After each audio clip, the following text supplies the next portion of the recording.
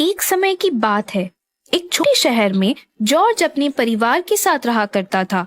उसके परिवार में उसकी पत्नी लिंडा, दो बेटे बेन और पीटर और बेटी ग्रेस रहा करते थे। अपने पूरे परिवार की जिम्मेदारी जॉर्ज पर थी। वो एक साधारण नौकरी करके अपने पूरे परिवार का गुजारा किया करता था।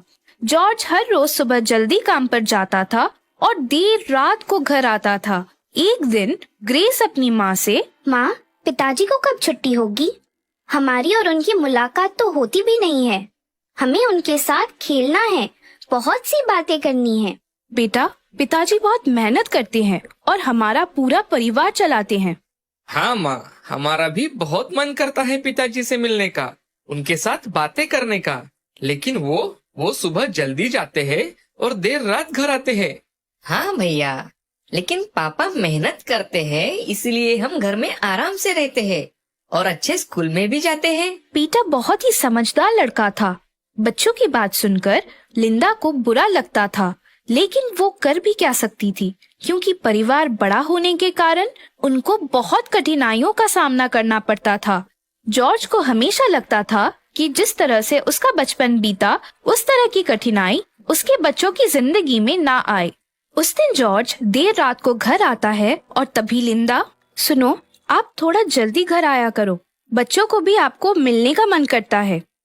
मुझे सब पता है लिंडा, लेकिन क्या करूँ, तुम तो अपने हालात जानती हो। हाँ, मुझे सब पता है, लेकिन एक संडे के दिन तो आप बच्चों के साथ रुक सकते हो ना?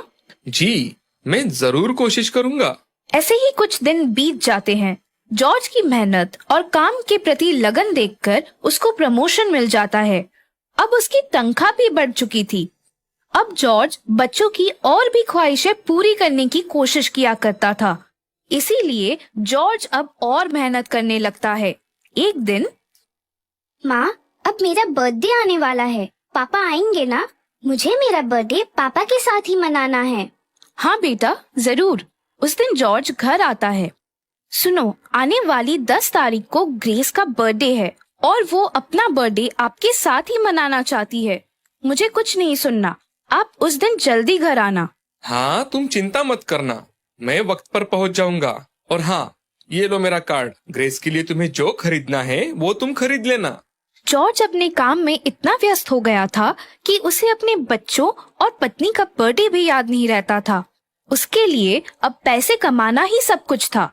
अब उनकी हालत भी अच्छी हो गई थी। लिंडा को भी लगता था कि वो अपने पति और बच्चे के साथ कहीं घूमने जाए, लेकिन जब भी वो जॉर्ज से बात करती थी तो वो अपने काम बताकर बात को टाल देता था। ऐसे ही दिन बीत जाते थे। ग्रेस का बर्थडे आता है। सुबह घर से निकलते समय जॉर्ज ग्रेस के पास जाकर उसे गले लगाकर बर्थडे विश करता है। ग्रेस भी उन्हें अपने दोनों हाथों से पकड़ लेती है। पापा, प्लीज शाम को जल्दी आना। हाँ बेटा, जरूर आऊंगा। सुनो, आज जल्दी घर आना, बच्चों को नाराज मत करना। हाँ लिंडा, मैं वक्त पर आ जाऊंगा। जॉर्ज ऑफिस के लिए निकल जाता है। शाम होते ही ग्रेस के दोस्त और उनकी जान पहचान वाले बर्थडे के लिए आ जाते हैं। सभी तैयार होकर जॉर्ज का वेट करते हैं। लिंडा जॉर्ज को फोन करती है, लेकिन वो उसका फोन नहीं उठाता। फिर लिंडा जॉर्ज के ऑफिस में फोन करती है तो उसको पता चलता है कि वो एक बहुत जरूरी मीटिंग में है। उसे घर लौटने में देर होगी, पर अब बाकी लोगों को देर हो रही थी। इसीलिए लिंडा ग्रेस को केक काटने के लिए बोलती है, लेकिन ग्रेस बहुत मायूस हो जाती है। सब लोग खाना खाकर अपने घर चले जाते हैं। तभी ग्रेस, माँ, मुझे पता था पापा नहीं आएंगे, क्योंकि उनके पास हमारे लिए वक्त ही नहीं है। नहीं बेटा, तुम्हारे पापा जरूर कुछ काम में व्यस्त होंगे, इसीलिए नहीं आ पाए। माँ, क्यों वो छोटी बच्ची को उम्मीद दे रही हो? पापा का ये हमेशा का हो गया है। अब उनको सिर्फ पैसों की पड़ी है, हमारी नहीं। मैं तो यही देखकर बड़ा हो गया हूँ। नहीं भैया, ऐसे नहीं है। आखिर ये सब पापा हमारे लिए ही तो करते हैं ना। हाँ, तू तो उनका लॉयर ही है ना। बेन और ग्रेस दोनों गुस्से से वहाँ अपने कमरे में चले जाते हैं। अब लिंडा मन में ठान लेती है, आज कुछ भी हो जाए वो जॉर्ज से इस बारे में बात करके ही रहेगी। जॉर्ज रात को घर आता है। तभी, सॉरी डियर, आज बहुत काम था। इसलिए मैं शाम को नहीं आ पाया। लेकिन हाँ, मुझे तुम्हें एक खुशखबरी देनी है। पता है, आज मुझे कंपनी में पार्टनरशिप मिली है। ये बात सुनकर लिंडा भी खुश हो जाती है, क्योंकि उसे पता था जॉर्ज ने इस मुकाम पर पहुंचने के लिए बहुत मेहनत की है। सच में, आखिर आपकी मेहनत सफल हो गई। हाँ, इसमें मुझे तुम्हारी और बच्चों की बहुत साथ मिली है। अब मैं अपने बच्चों को सबसे बेस्ट जिंदगी देना चाहता हूँ। मुझे आपसे एक बात करनी थी। बोलो डियर। आप पैसे के पीछे इतना क्यों भागते हो? हमारे पास जितना है अब हम उसमें खुश हैं। आप थोड़ा संभल कर रहना, वरना हमारे पास पैसा होगा लेकिन वक्त नहीं होगा। लिंडा, तुम चिंता मत करो। दूसरे दिन लिंडा बच्चों को पार्टनरशिप के बारे में बताती है। वो सभी ये बात सुनकर बहुत खुश हो जाते हैं। अब जॉर्ज शहर में सबसे बड़े बिजनेसमैन में से एक बन गया था। अब कुछ ही दिनों में उसने अपना आलीशान घर बनवाया और अपने माँ पिताजी को भी अपने घर बुला लिया। अब जॉर्ज के घर में किसी चीज की कमी नहीं थी, लेकिन फिर भी बच्चों को लगता था कि वो अपने पापा के साथ कुछ वक्त बिताए। एक दिन जॉर्ज ऑफिस से जल्दी घर लौट आता है। उसको घर में देखकर बच्चे बहुत खुश हो जाते हैं। पापा, ये तो आज तक का सबसे बेस्ट सरप्राइज है। हाँ बेटे, और एक सरप्राइज है। और वो क्या? कल हम सब लोग अपने फार्म हाउस पर जाने वाले हैं। क्या सच में? हाँ लिंडा। दूसरे दिन सभी फार्म हाउस पर जाते हैं, जो कि एक सी फेस था। वहाँ जाकर सब लोग बहुत मजे करते हैं। जॉर्ज अपने बच्चों के साथ बहुत मस्ती करता है। वे सभी सुबह 7 में ब्रेकफास्ट के लिए बैठते हैं। तभी पापा, क्या आप नए साल को हमारे साथ ही डिनर करेंगे? हाँ डार्लिंग, अब मैं आज से कुछ दिन आपके साथ यही रहूंगा। हाँ, बस मुझे कल एक मीटिंग के लिए जाना है। मीटिंग खत्म होते ही मैं इधर वापस आ जाऊंगा। ये पापा, और अपने पापा को गले से लगाती है। दूसरे दिन सुबह जॉर्ज अपने ऑफिस के लिए निकल जाता है। तभी समंदर में अचानक आए सुनामी की वजह से उसका पूरा परिवार उसमें बह जाता है। जॉर्ज ऑफिस में जाकर न्यूज़ देखता है और वैसे ही अपने फार्म हाउस पर लौटता है तो देखता है कि चारों ओर पानी भरा हुआ है। वो अपने घर वालों को, बच्चों को ढूंढने की कोशिश करता है, लेकिन अब वो उसकी जिंदगी से हमेशा के लिए जा चुके थे। वो सब देखकर जॉर्ज जोर जोर से रोने लगता है। तभी उसे लिंडा की कही बात याद आती है। हमारे पास जो है उसमें ही हमें खुश रहना है। आप इतने पैसों के पीछे क्यों भागते हो? जॉर्ज बहुत रोने लगता है, क्योंकि वो ना ही अपने बच्चों को देख सकता था, ना ही अपनी पत्नी, माता पिता को। अब जॉर्ज बिल्कुल अकेला हो गया था। इस कहानी से हमें ये सीख मिलती है कि जिंदगी में पैसा ही सब कुछ नहीं होता। हमेशा पैसा और वक्त का संतुलन होना चाहिए, नहीं तो अंत में हमारे पास पैसा तो होता ही है, लेकिन अपने नहीं होते।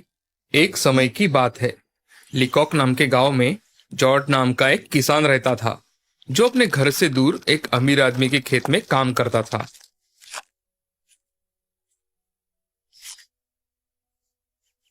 काम खत्म करके जॉर्ज जंगल के रास्ते से अपने घर लौट रहा था। रास्ते में उसे एक सुंदर नदी दिखाई दी। जॉर्ज वहां पानी पीने गया। वहां जाकर उसने देखा कि एक हिरन जख्मी हालत में पड़ा है। जॉर्ज ने उसे तुरंत मरहम लगाया और प्यार से उसको सहला रहा था। तभी एक आवाज आई, जॉर्ज, जॉर्ज। जॉर्ज ने इधर उधर देखा। वहां जंगल के अलावा कोई नहीं था। जॉर्ज डर गया, लेकिन उसे फिर से वही आवाज सुनाई दी, जॉर्ज, डरो मत, मैं हूँ जादुई हिरन। तभी हिरन परी के रूप में बदल गई। तुम बहुत ही नेक और दयालु इंसान हो जॉर्ज। तुम्हारी दया और प्यार देखकर मुझे बहुत अच्छा लगा। एक जादूगर ने मेरी बहनों को बंदी बना लिया है। क्या उन्हें छुड़ाने में तुम मेरी मदद कर सकते हो? हाँ जरूर, क्यों नहीं। मुसीबत में ही तो इंसान इंसान की मदद करता है। बताओ, मुझे क्या करना होगा? ये कुछ सामान है जो तुम्हें तुम्हारी मंजिल तक पहुंचाने में तुम्हारी मदद करेंगे। इसे लेके तुम सीधा चलते जाओगे तो तुम्हें 3 रास्ते दिखेंगे। उसमें से तुम बीच वाले रास्ते को चुनना। बीच वाले रास्ते पर आगे जाकर तुम्हें एक बहुत बड़ा पेड़ दिखेगा। तुम उस पेड़ के ऊपर चढ़ जाना पेड़ के अंदर तुम्हें एक रास्ता दिखेगा। वहाँ से उस पेड़ के अंदर तुम उतर सकते हो।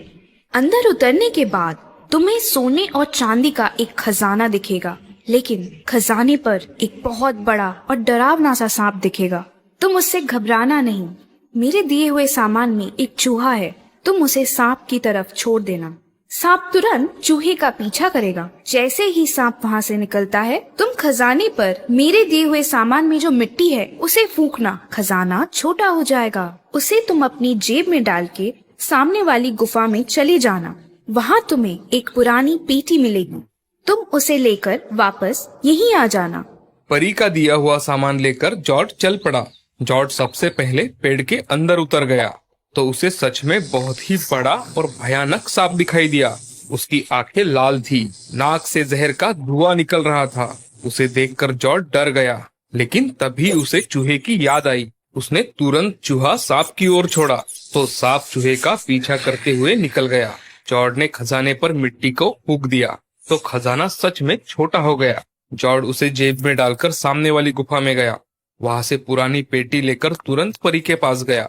परी जॉर्ज का इंतजार करते हुए वही हवा में उड़ रही थी। ये रही तुम्हारी पेटी और खजाना। परी ने खजाने को बड़ा कर दिया और कहा, जॉर्ज, अब ये खजाना तुम्हारा है और ये पेटी भी। परी ने जॉर्ज को पेटी खोलने के लिए कहा। उसमें छोटे से 2 पत्थर थे। वो पत्थर उसने एक दूसरे पर घिसने के लिए कहा। तभी उसमें से एक जिन बाहर आया। क्या हुक्म है मेरे आका? जॉर्ज ने परी के बहनों को जादूगर के चंगुल से आजाद करने का हुक्म दिया। जिन ने देखते ही देखते परियों को आजाद कर दिया। अब सारी परियां जॉर्ज का धन्यवाद करके निकल गई। जॉर्ज ने कुछ सिक्के अपने पास रख लिए और सारा खजाना उसने एक खड्डे में छुपा दिया और पास वाले शहर के लिए निकल पड़ा। मार्केट में जाकर जॉर्ज ने शानदार कपड़े और जूते लिए और एक होटल में आराम करने के लिए रुक गया। कुछ दिनों बाद जॉर्ज ने होटल के सामने अपना घर खरीद लिया और होटल के मालिक से पहचान बढ़ाकर वो शहर के राजा की जानकारी हासिल कर रहा था। उसमें राजकुमारी का भी रहस्य सामने आया। जॉर्ज ने होटल मालिक से कहा, क्या मैं राजकुमारी को देख सकता हूँ? उसे कोई नहीं देख सकता क्योंकि वो सोने के महल में रहती है। और हाँ, महल के चारों दिशाओं में ऊंची ऊंची दीवारें हैं। राजा और रानी के अलावा वहाँ किसी अन्य व्यक्ति को प्रवेश नहीं है। 18 साल पहले एक भविष्यवाणी हुई थी कि राजकुमारी का विवाह एक किसान से होगा और ये बात राजा को अच्छी नहीं लगी। जॉर्ज सोच में पड़ गया कि एक बार तो राजकुमारी से मिलना ही है। तभी उसे परी ने दी हुई पेटी की याद आई।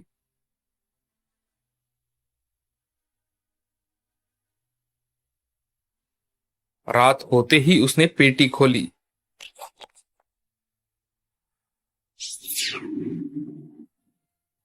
और जिन को आदेश दिया कि राजकुमारी को लेकर आओ। उसी समय जिन वहां से उड़ता हुआ चला गया और थोड़ी ही देर में राजकुमारी को अपने पीठ पर बिठाकर लेकर आया।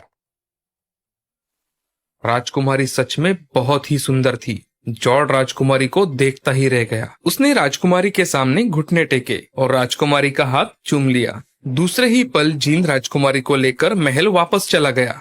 अगले दिन राजकुमारी ने राजा से कहा, कल रात सपने में मुझे एक जिन ने अपने पीठ पे बिठाया। वो मुझे एक किसान के पास ले गया और उस किसान ने जमीन पर अपने घुटनों के बल बैठकर मेरे हाथों को चूमा। ये सुनकर राजा और रानी डर गए। जो नहीं होना था वो हो रहा है, ये देखकर दोनों चिंतित होने लगे। राजा ने उस रात एक दासी को राजकुमारी पर नजर रखने के लिए रखा।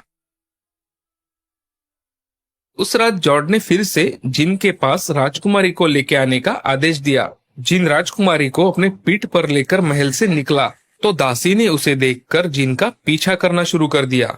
जिन घर में आया, इसीलिए दासी घर में नहीं जा सकी, लेकिन उसने उस घर के बाहर एक निशान बना दिया जिससे वो घर उसे पहचानने में मदद मिले। जिनको ये बात समझ आई, उसने शहर के सारे घरों पर वैसे ही निशान बना दिए जैसे दासी ने बनाए थे। जिन ने राजकुमारी को महल में छोड़ दिया। सुबह जल्दी राजा, रानी और दासी वहाँ गए जहाँ राजकुमारी रात को गई थी, लेकिन दासी घर पहचान नहीं पाई क्योंकि सारे घरों पर एक जैसे निशान थे। लेकिन रानी बहुत होशियार थी। उसने जल्द ही राजकुमारी के लिए एक ड्रेस बनाया जिसके जेब में एक छोटा सा छेद था। उसमें रानी ने छोटे छोटे रंगीन कंकड़ डाल दिए जिससे घर का पता चल जाए। उस रात जिन फिर से राजकुमारी को लेने महल आया। राजकुमारी को लेकर घर पहुंचा। महल से जॉर्ज के घर तक रास्ते में रंगीन पत्थर पड़े थे। ये किसी के ध्यान में नहीं आया। उस वजह से राजा को पता चल गया कि राजकुमारी को रात को कौन ले जाता है। उसी क्षण राजा के सैनिकों ने जॉर्ज को बंदी बना लिया और जेल में डाल दिया। सुबह होते ही जॉर्ज को जेल से बाहर निकालकर फांसी देने की घोषणा की गई। फांसी देखने के लिए बहुत सारे लोग इकट्ठा हुए थे। उसमें जॉर्ज का दोस्त होटल मालिक भी था। वो भीड़ से रास्ता निकालकर जॉर्ज के पास आया। तभी जॉर्ज ने उसे कहा, तुम जल्दी घर जाकर मेरी पेटी मेरे पास ला दो, तो मैं तुम्हें ढेर सारे सोने के सिक्के दूंगा। होटल मालिक को ये विचार बहुत अच्छा लगा। वो एकदम हवा की रफ्तार से दौड़ता हुआ जॉर्ज के घर गया। उसने वहां से पेटी लाकर जॉर्ज को दे दी और उसके बाद बहुत सारे लोगों की फांसी देखने के लिए भीड़ जमा हुई थी। राजा, रानी और राजकुमारी सिंहासन पर बैठे हुए थे। राजकुमारी राजा से कह रही थी कि ये फांसी रुकवा दो, मुझे जॉर्ज से शादी करनी है। लेकिन राजा ने राजकुमारी की एक नहीं सुनी। फांसी देने वाला आदमी जॉर्ज को बुरखा डालने ही वाला था। तभी जॉर्ज ने राजा से कहा, महाराज, मरने से पहले मुझे एक बार चिलिम पीनी है। राजा ने जॉर्ज को अनुमति दी।